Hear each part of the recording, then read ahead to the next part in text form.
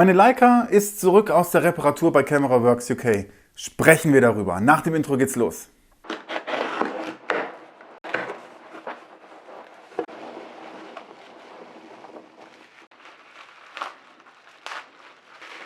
Hallo und herzlich willkommen zurück zu Ars Analog, dem YouTube-Kanal zur Filmfotografie im Zeitalter der Megapixel. Mein Name ist Dominik und da es mir jetzt wieder besser geht, gibt es jeden Freitag um 18 Uhr ein neues Video zum Thema. Vergesst nicht, den Kanal zu abonnieren und auch die Notifikationen einzuschalten, um keines dieser Videos zu verpassen. Heute sprechen wir über die Reparatur von meiner Leica M4P. Nach unserem Kroatien-Urlaub im April merkte ich die ersten Macken an der Leica. Das äußerte sich vor allem darin, dass, wenn ich das Objektiv gewechselt habe, immer so ein Streifen auf den Bildern waren. Das lag daran, wie ich herausfinden konnte, dass das Verschlusstuch nicht mehr genug Spannung hatte und auf einer Seite dann eben schlaff war, sodass beim Wechseln des Objektives Licht darunter reinsickern konnte und den Film belichtet hat. Ein anderes Problem, das die Kamera hatte, war, dass die Verschlusszeiten nicht stimmten. Bemerkt habe ich das bei der Tausendstel Sekunde und der 500stel Sekunde, weil da die Belichtungen auf einmal nicht mehr stimmten. Aber auch die kurzen Verschlusszeiten, vor allem die 1 Sekunde, war wahrnehmbar vom Gehör her nicht ganz richtig. Und der Reparaturreport bestätigt dies. Da mir diese Kamera aber besonders wichtig ist, wollte ich nicht selber versuchen, das Problem zu lösen, sondern eben anders als bei diversen Schraubleicas nicht selber daran schrauben. Ich habe mich also vor allem online auf die Suche nach Werkstätten für Leicas gemacht. Allein in Deutschland gibt es ein paar Werkstätten, die solche M-Kameras noch reparieren. Europa und weltweit sind es vielleicht sogar noch ein paar Dutzend. Mein Problem war, dass ich bei den meisten Anbietern im Vorfeld nicht abschätzen konnte, wie teuer die Reparatur werden würde. Und die besondere Ausnahme, die sehr transparent mit der Preisstruktur und dem Angebot und dem Service war eben CameraWorks UK. Also habe ich im Mai CameraWorks UK angeschrieben und es passierte leider erstmal nichts. Ich bekam eine Nachricht zurück, dass sie sich so schnell wie möglich bei mir melden würden, aber aufgrund des hohen Arbeitsaufkommens, des Backlogs, das sie hatten, eben momentan so viel zu tun hätten, dass sie nicht auf solche Anfragen antworten können. Im September hatte ich immer noch nichts von denen gehört, hatte mich aber inzwischen entschieden, gerade weil die so einen guten Ruf haben im Netz, eben meine Kamera einfach hinzuschicken und auf das Beste zu hoffen. Aber auch danach kam keine Antwort.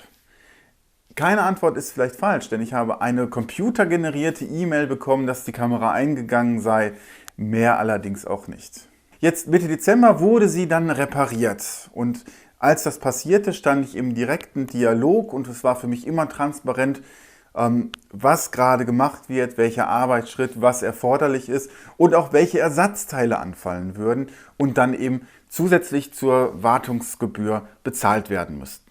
Meine Kamera wurde letztendlich von James Starkey repariert, so wie ich das mitgekriegt habe. Und oh Mann, hat der einen guten Job gemacht. Tatsächlich hatte die Kamera einige Defekte, die ich gar nicht bemerkt habe. Der Sucher hatte zum Beispiel einen Pilzbefall, der behoben worden ist. Das Glas war schon geschädigt, konnte aber abgeschliffen werden. Die Kamera wurde gründlich gereinigt. Ich bin bislang immer davon ausgegangen, dass die Framelines und der Rangefinder-Patch gelblich wären. Wurde eines Besseren belehrt, die sind jetzt rein weiß. Und auch insgesamt die Mechanik ist viel leiser, die Abläufe klingen besser und auch die langen Verschlusszeiten sind absolut genau. Was auch repariert wurde, ist der Flashport hier auf der Rückseite für die Magnesiumblitze. Die Verzögerung wurde korrekt eingestellt und insgesamt war hier wohl an der Elektronik vom Blitzschuh diverses Defekt. Da hatte ich ja auf Instagram schon mal was zu gepostet. Auch das ist behoben worden, obwohl ich das gar nicht mehr so auf dem Schirm hatte. Tatsächlich funktioniert die Kamera so, wie ich es von einer neuen Kamera erwarten würde, wobei sie genau die Abriebstellen und Macken hat, die sie zu meiner Kamera machen und unverwechselbar machen. Und das mag jetzt doof klingen, aber wenn man einen Neuwagen hat, mag man ja diesen Neuwagengeruch. Und ich habe neue Verschlusstücher und Die Kamera riecht jetzt einfach viel besser. Wirklich billig war die Sache allerdings ganz nicht. Neben dem Service für 175 Pfund gab es eben dann die Kosten für die Ersatzteile. Das waren 60 Pfund pro Verschlusstuch. Das sind, glaube ich, 78 Euro. Also insgesamt gut 150 Euro für die Verschlusstücher. Dann kamen nochmal Materialkosten für den ersetzten Blitzport hier dazu. Zweimal Porto, also nach England und von England zurück, kam auch nur dazu.